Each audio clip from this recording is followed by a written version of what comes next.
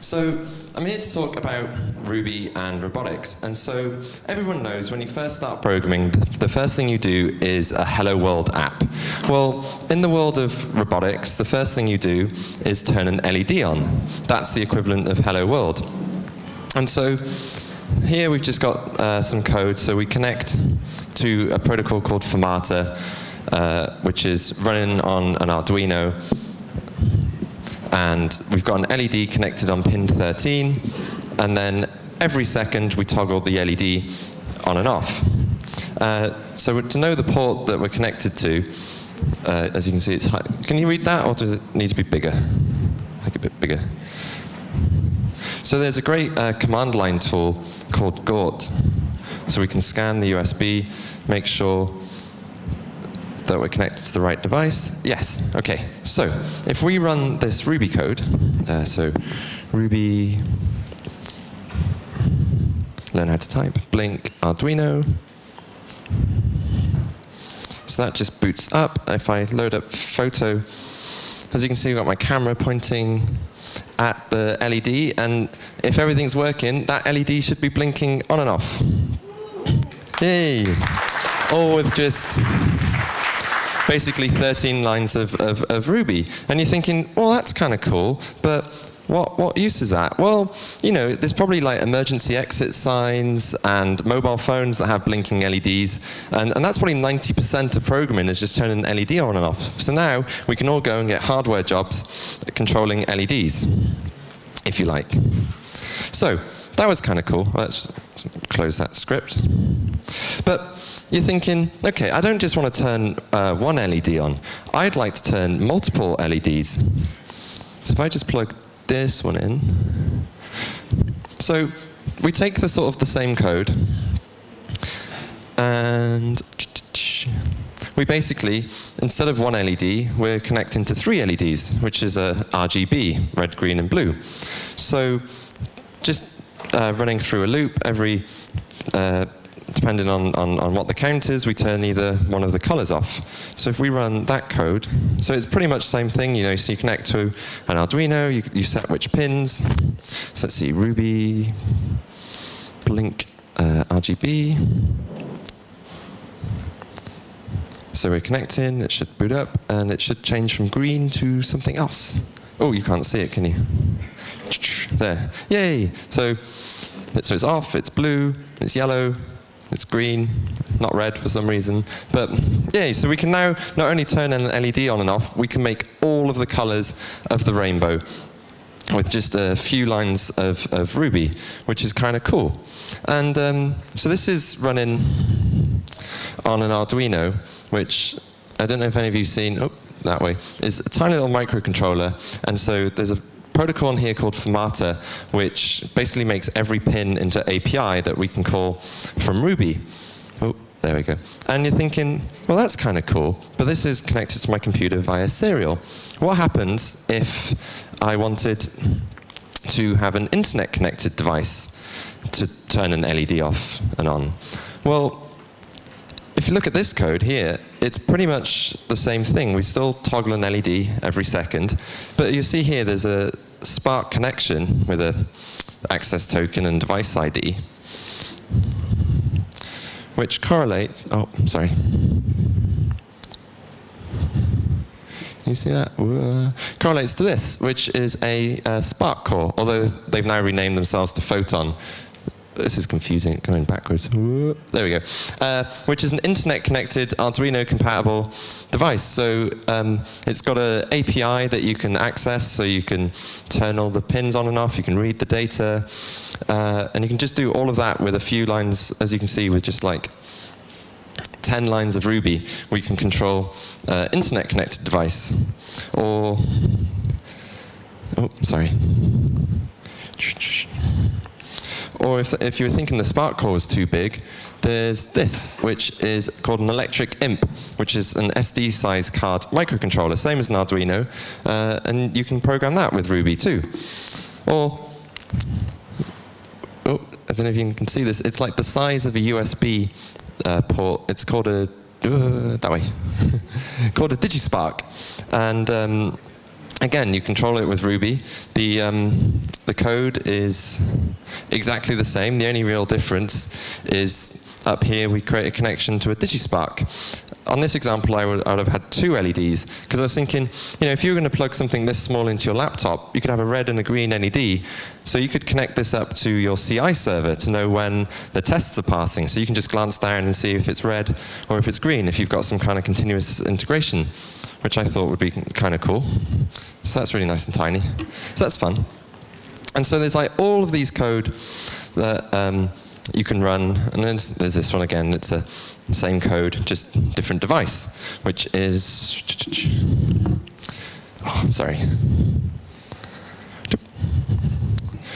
a BeagleBone Black, which is a embedded microcontroller type Linux device. So unlike the other devices where they all had APIs, you can actually install Ruby or Go or JavaScript and run that code directly on this device. So you could deploy these somewhere in the field and have your Ruby code actually running on there. Or you might be familiar with the Raspberry Pi. Again, we can install Ruby and run the same code to blink our LEDs, which I think is kind of fun.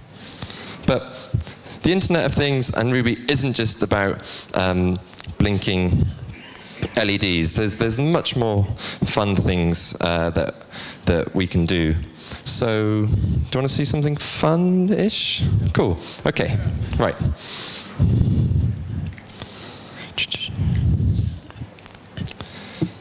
Okay. Let's. Oh, camera's run out of too much battery power. Anyway.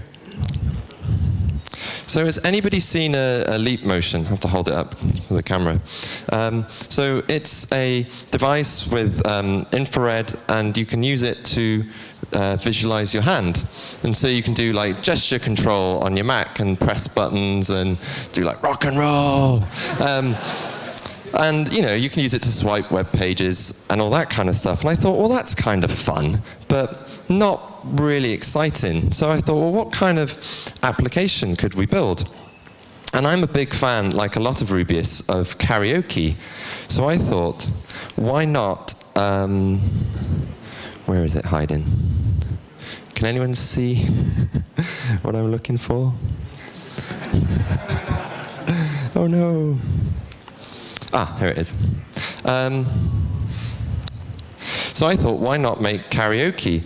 So I basically, we connect to the leap motion. So the leap motion sends a WebSockets. So you connect to it via USB, it sends WebSockets, and you get data back from it. So when we get a gesture, we can do stuff. And so if we run this code, I need to turn my volume up. Let's close that. So Ruby. Okay, right. So Ruby leap music. Don't know if you can hear that. It's a bit quiet. But so the idea is that this is Harder, Faster, Stronger by Daft Punk. So that'll be playing in the background. And then when you, oh, cool, there's a microphone coming. Is there not? No. Oh well. So when you do a key command, don't know if you can see this, but this is just me dancing, so you can.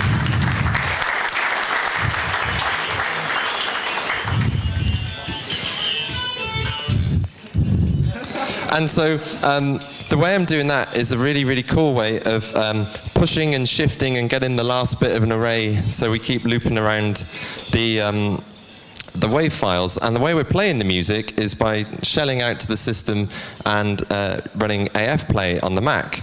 But the only problem is, you'll see, if I quit this code, the music keeps playing. So unfortunately, I haven't got anything to kill it, so I have to do kill all AF play. There we go. So the music stopped. But cool. It's not just like gesture control and stuff. You can now make music with your laptop by waving your arms like a crazy person, which I thought was quite fun. I don't know about you. I think someone liked it anyway. Cool. So what else have we got? Ah, yes. Where is it hiding? Not that one. I've named all my files really, really useful, and then I forget which one I wanted. Ah, yes. Let's go there. So cd. Right, let's load up the example. Right. Have any of you, if you've got a iPhone or an Android phone, you've probably heard of Apple iBeacons, which, what if the cameras come back? Let's try that again, photo booth. Cool. So you've probably heard of iBeacons, which are small little Bluetooth devices that send out a UUID, and there we go. And we can do stuff with that. And so this is a gem that I wrote called Hermes Beacon, which will listen for iBeacons and display them on the screen. So you could like build a kind of system in a supermarket or a hotel that when people come in, you can send them a greeting or give them a coupon, and we can run all of this just using Ruby. So I've plugged the beacon in over there, and if I just do bundle exec Ruby example, oops, hang on, where are we? Oh, it should go in the folder. There you go, right. Bundle exec, Ruby, example, beacon scanner. And hopefully, yay. So this Ruby code here, as you can see, it's subscribing to 3 different events. So when it finds a beacon, when it enters a region, that means it's got close to it, and when it exits a region. So if I unplug this, hopefully it should. Doesn't always work, but in a few minutes' time, it would sort of say it's exited. So that way, you could like monitor people as they're walking around, say your conference, to know where they're going. Or you could, have it where when you come into work, your computer can say hello and greet you. Or, where is it? This one? Nope. Uh-oh. Oh, that was why. Where is it? Right. Onto Beacon. So, I had an idea that when you're listening to music on your computer, when you walk away from your computer, you want the music to get louder. And so I was using a beacon for that. Have I got? So if let me show you the code. Example, scan beacon. So if we just do bundle exec, Ruby examples. So a bit like the other code, it listens to a iBeacon broadcast, and depending on the distance away the beacon is, this could be your phone broadcasting, it will increase the volume of your music. So if the music's quite quiet at the moment, it's going to load up. And it should, if I move this further away, is it coming up on the screen? No. Ah, there you go. As you can see, moving it ever so slightly, it's getting ever so louder. Obviously, oh, thank you. That was on a battery pack or something, or on your phone. It would keep getting louder and louder. Eee.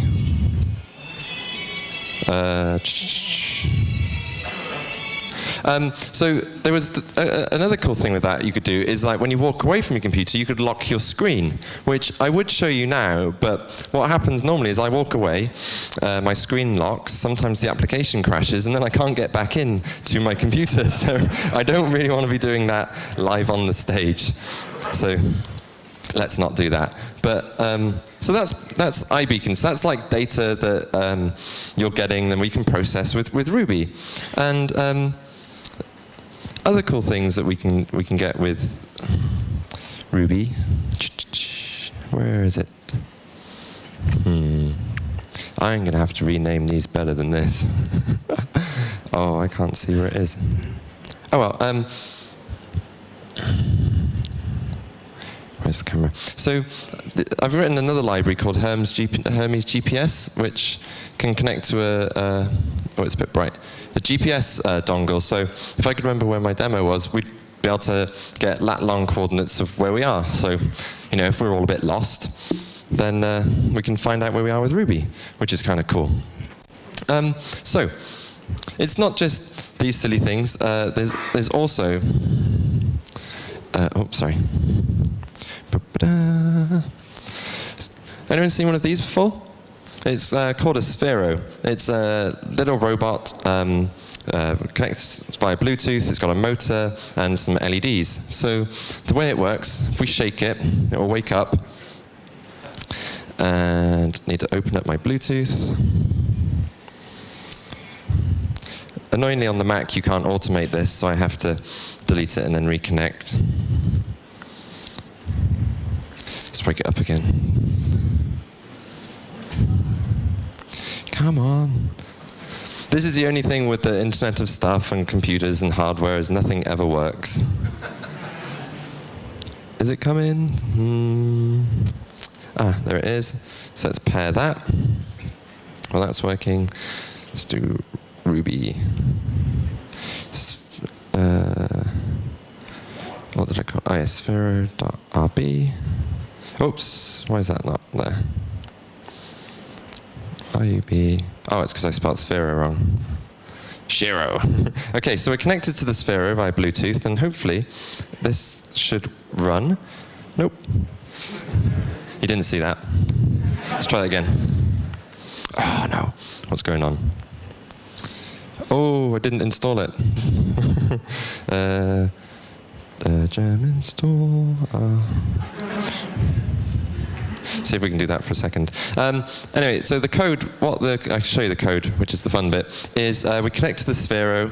So as you can see, all of the great thing with R2 is all of these different devices, it's more or less all of the same code. You just change one or two things. So we connect to this Sphero, we set the device to be a Sphero, and then we have this work method that we tell the device what we want it to do.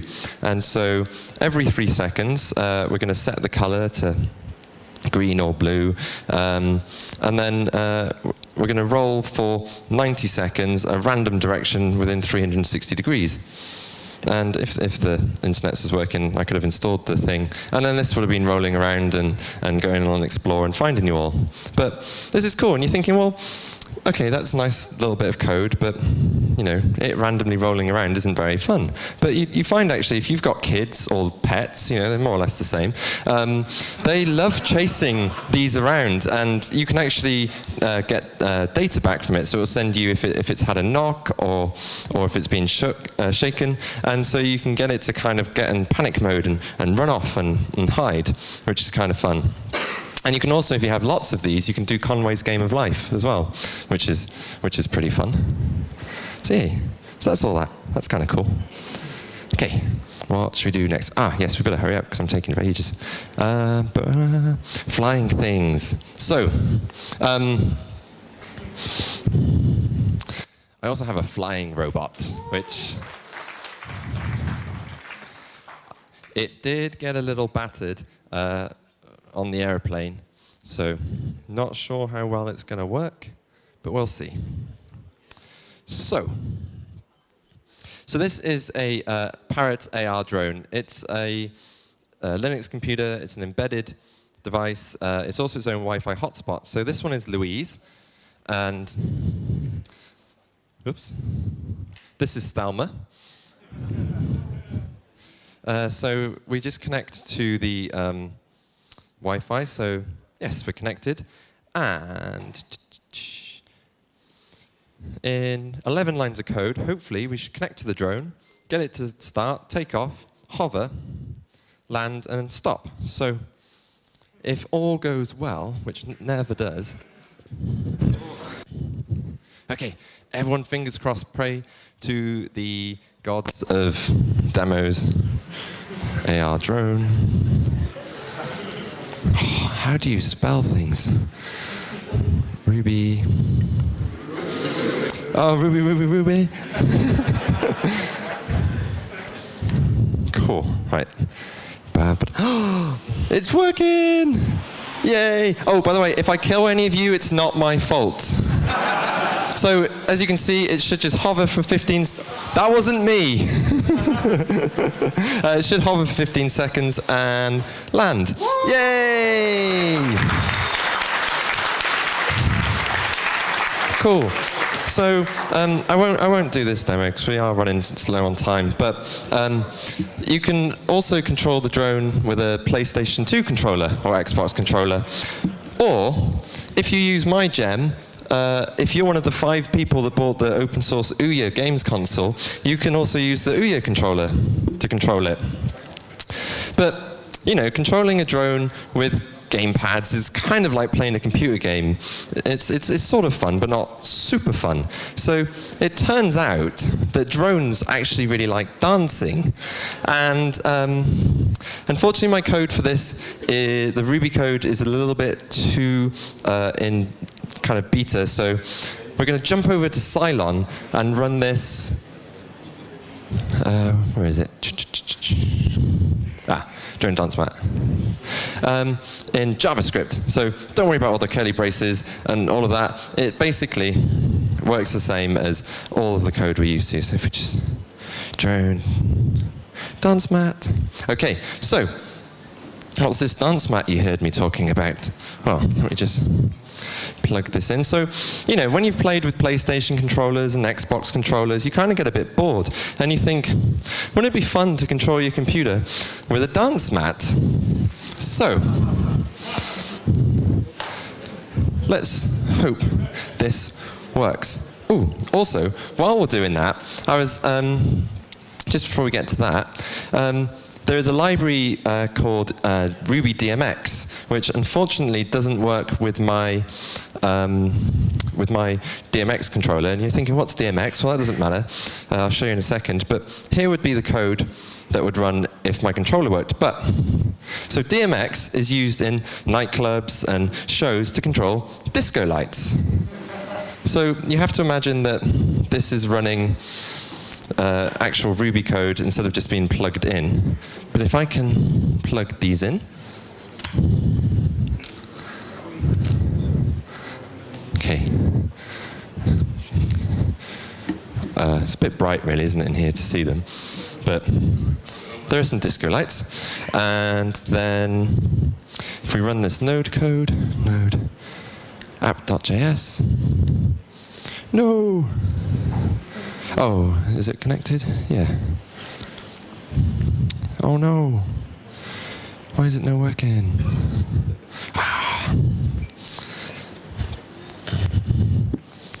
Let's try and plug this straight in. Maybe that's why. See, I told you, the demo gods don't like me. I haven't made enough sacrifices. No. Okay. So, the plan was that I was going to dance on my dance mat, and the drone was going to fly. So maybe I've got a drone dancing.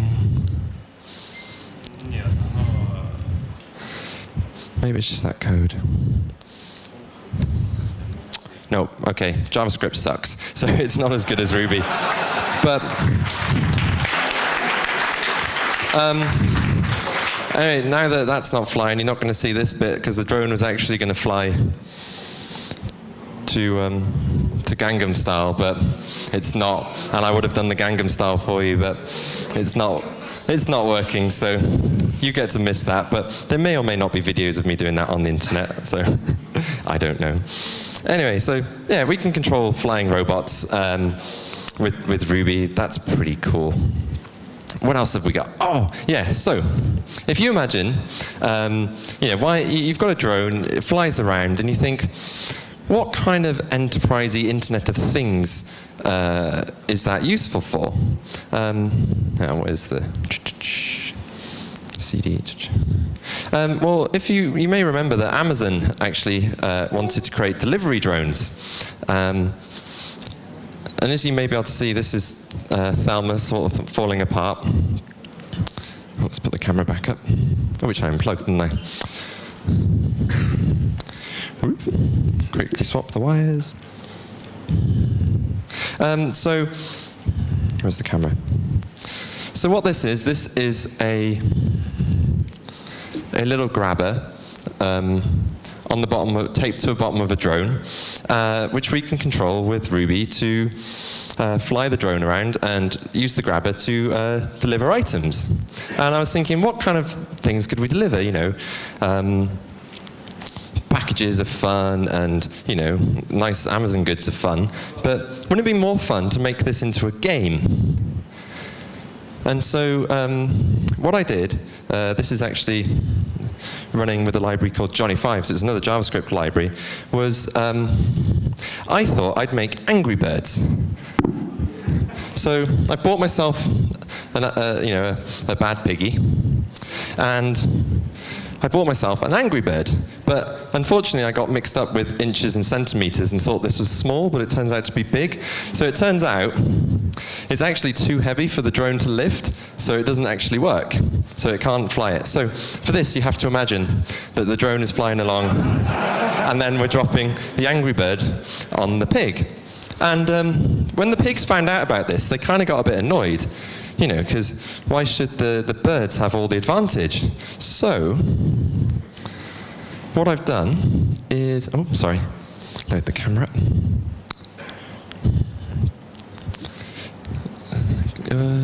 Where is the, there you go.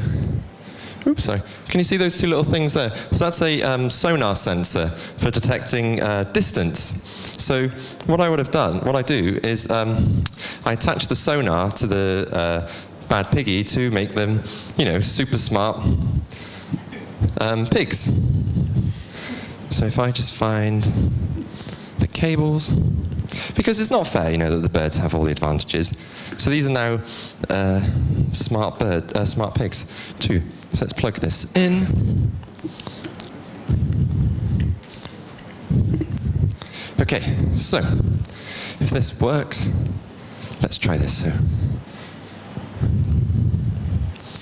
what was this called? Proximity. So, node proximity. So it's just loading up. It's finding the device.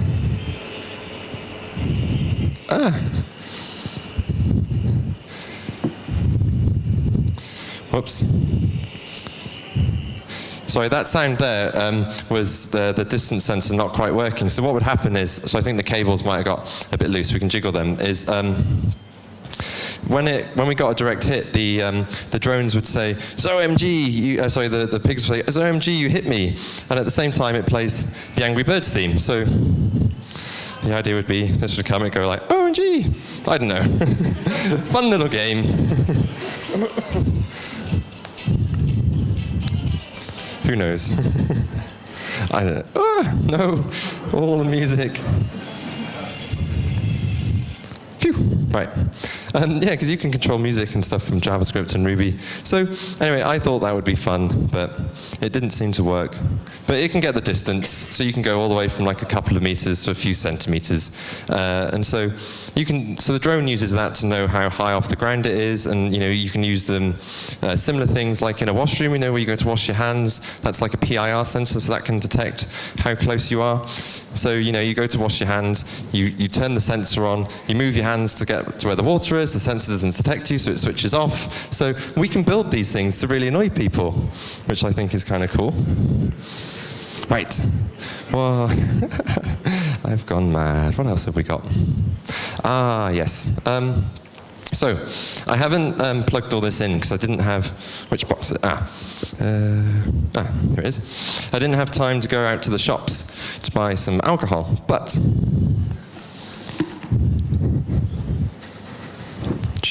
where's the camera? In my little box of tricks here, I have the makings of a cocktail robot. So I have these little pumps, which I connect to via a relay. So a relay is just an electrical switch which we can turn on and off. And so if you imagine, if you could turn on and off all of these pumps for a certain amount of time, you could mix drinks and then make a cocktail robot with Ruby, which is kind of cool. And the way that I send messages, so this could be on the internet or it could be down your local bar. the way that you tend to send messages is with something called Mqtt, which is a really sort of small, lightweight messaging protocol. So if this works, so to get this running, we have to have a message broker running. So let's run that, Musker.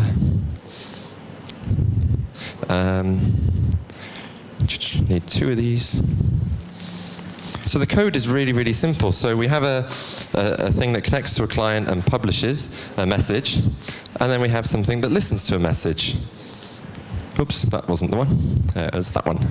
So let's see if this works. So we Ruby publish, Ruby subscribe.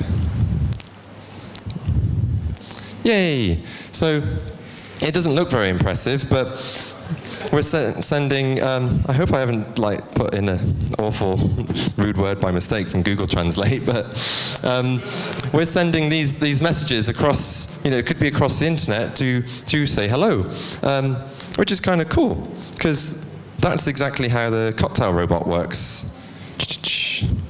If I find the code. I've misplaced the code. Drinky bot, there it is. So it's written in JavaScript, but that's cool. But it basically listens for messages, and once it receives a message, it turns on a relay and makes a cocktail.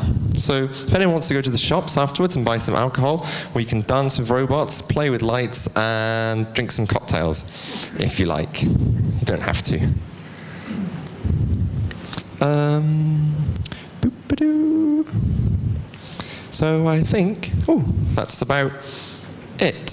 Shame I didn't get to do drone dancing, but there we go. So anyway, that's Ruby and the Internet of Things in a very weird British kind of higgledy-piggledy style. So hope you all enjoyed it. Thank you.